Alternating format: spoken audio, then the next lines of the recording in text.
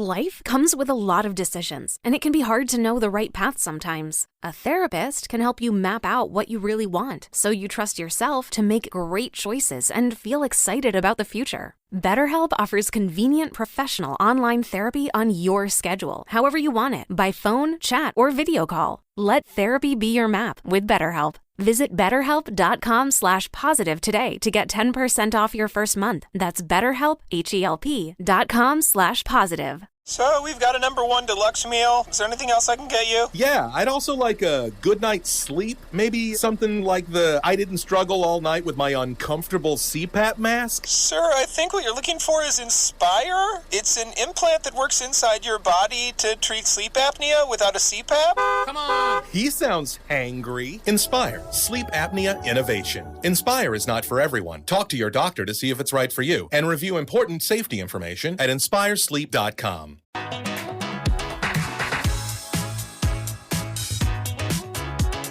All right, welcome back in, everybody, to Sports Daily. It's Jacob Albrocht and Paul Savage here with you on this edition of the program. Paul will get back into the Colorado and conference realignment stuff with our buddy Tim Fitzgerald coming up at the top of the next hour. Let's jump over now a little bit to the NFL and some of this Aaron Rodgers stuff. So a couple of different things yesterday come out with Rodgers. One, he takes a new contract and gives up what appears to be $35 million back to the Jets, Paul. He had nearly $110 million of guaranteed money remaining on his own on his old deal from the Packers, but now he basically, I think, from the way I understand it, takes a pay cut to $75 million, 2 years, fully guaranteed. So he takes less money. I think he gives the Jets some assurances that this is more than a one-year thing as long as his body holds up at, 38 years old. And with all that, Jordan Love says yesterday that Rodgers sent him a nice text message saying, hang in there, be yourself, and have fun with being the quarterback of the Packers. So Rodgers with a nice PR day, I think, yesterday, Paul. He appears to be enjoying things in New York. All things are good, and he's put them in a pretty good position now over the next couple of years to beef up the roster as they see fit to help him and themselves try to win a Super Bowl. Well, as my friend Lee Corso would say, not so fast, my friend. First of all, the $32 million that he gave up for this contract, he got back in a signing bonus. He didn't read the fine print on this thing. He got a $32 million signing bonus, which kind of makes up for the money. That's still $32 million of the $75 million, though. But he had $110 million. But he had $110 million guaranteed. Right. Now he has $75 million guaranteed. Right, but he got That's $35 million pay cut. But he got a $32 million signing bonus to do this. But Paul, a signing bonus is just a part of the salary he agreed to. It's a part of the $75 million. He just took 32 of the $75 million as a signing bonus. Got to double check on it. I'll double check on it. And by the way, I'm not buying that I'm all this chummy with the Jordan Love. I'm not buying it. I think there's psychological games. I do not believe that Aaron Rodgers is that one kind of guy who is going to be the type of person who should I say, kind of nurtures somebody along and that kind of thing. I think that sending him that email and just be yourself, is sort of like a mind game. I really think that it's. I don't know. I'm not sure. I think you're reading too much into it. Maybe I am.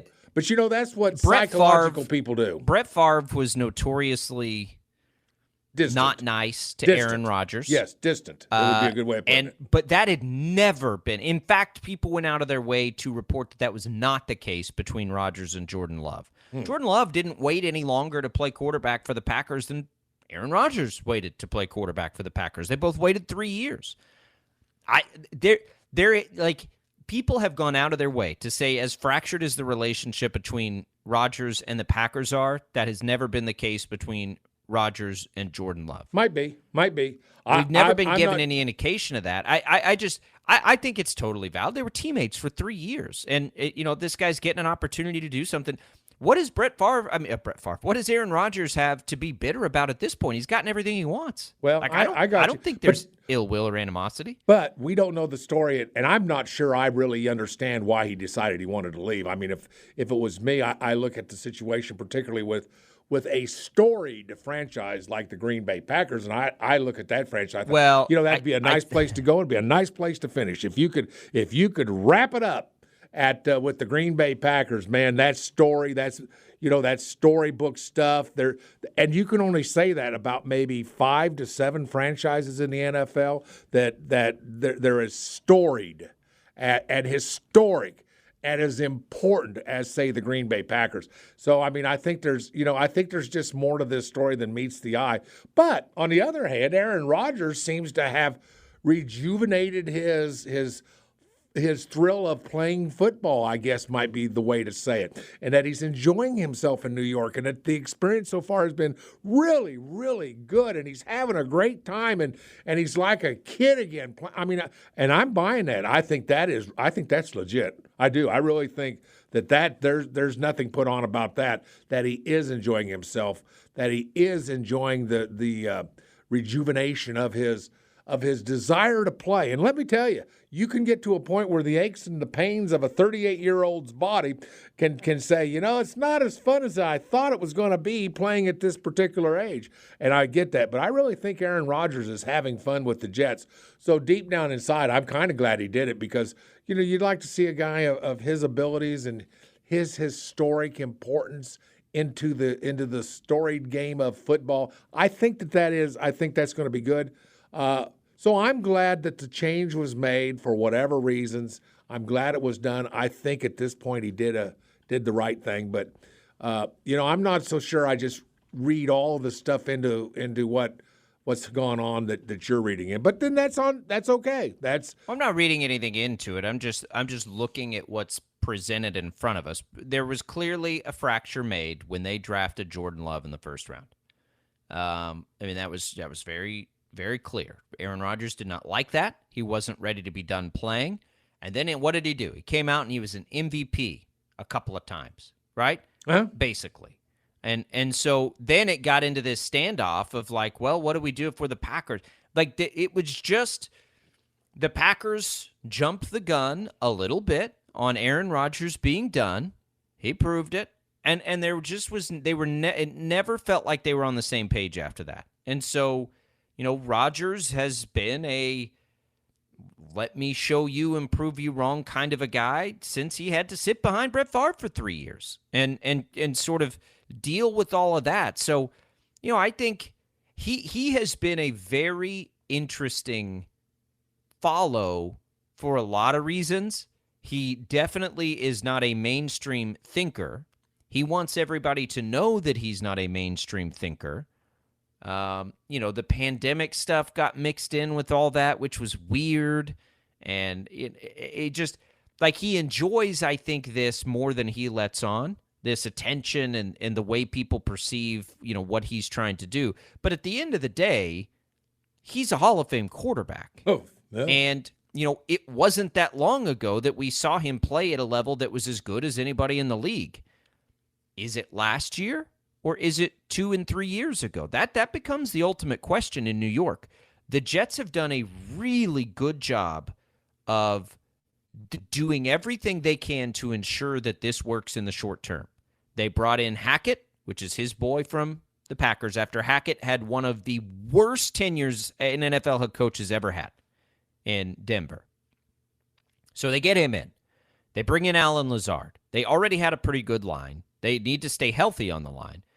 They're getting Breece Hall back. They added and went and traded for Elijah Moore. Like, they're doing everything to try to make this work. And I think it's going to work. Now, do I think they're going to win a Super Bowl? No, I wouldn't predict it, but I think they're in the mix. Are they better than the Dolphins and the Bills? I think they're in the mix, right? Like, I think they've done a good job, and it all depends on how well Rodgers plays. But why I think this is all important is he seems as happy as Aaron Rodgers ever seems now in New York. He hasn't seemed that way in Green Bay for a while. Mm-hmm. So, if he's satisfied, clearly he is, or he doesn't give money back, right? Well, that's true. I think that we just can, at the minimum, look at Rodgers coming up this year and know, boy, he really wants to be there. He's enjoying this, and he's ready to play football. Because he never really commits to I'm still in it. He's all wishy-washy.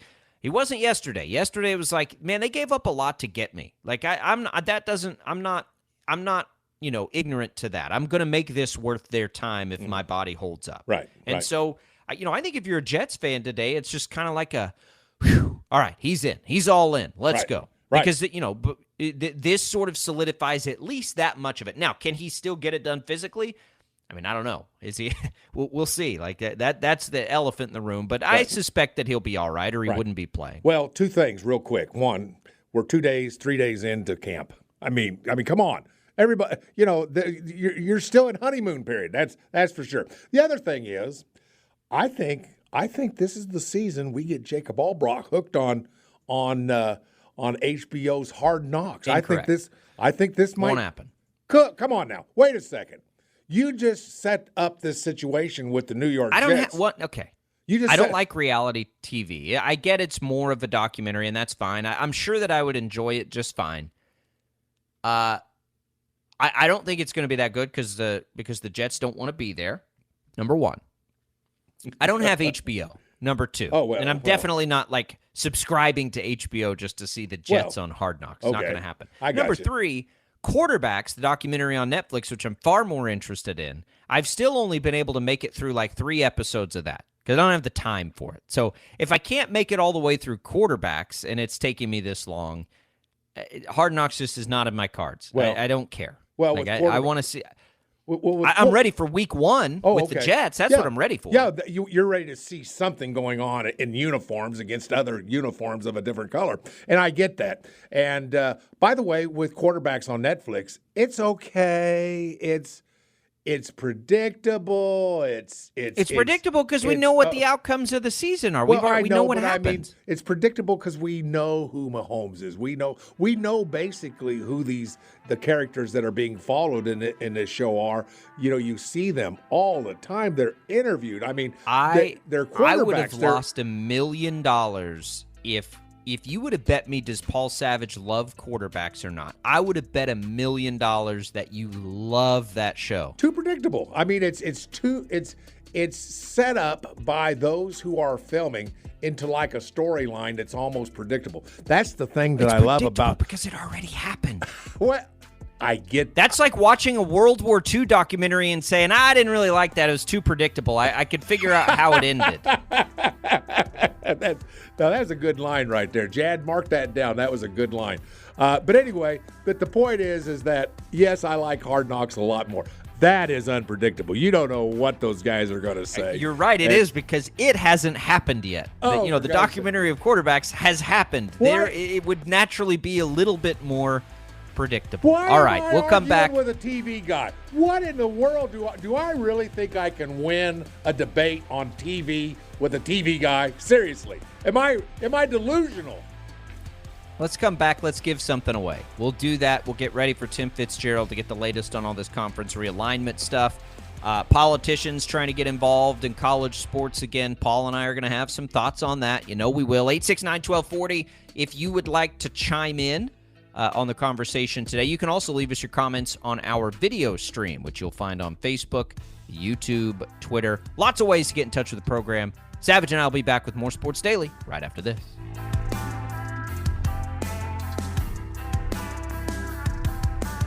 97.5 and 1240.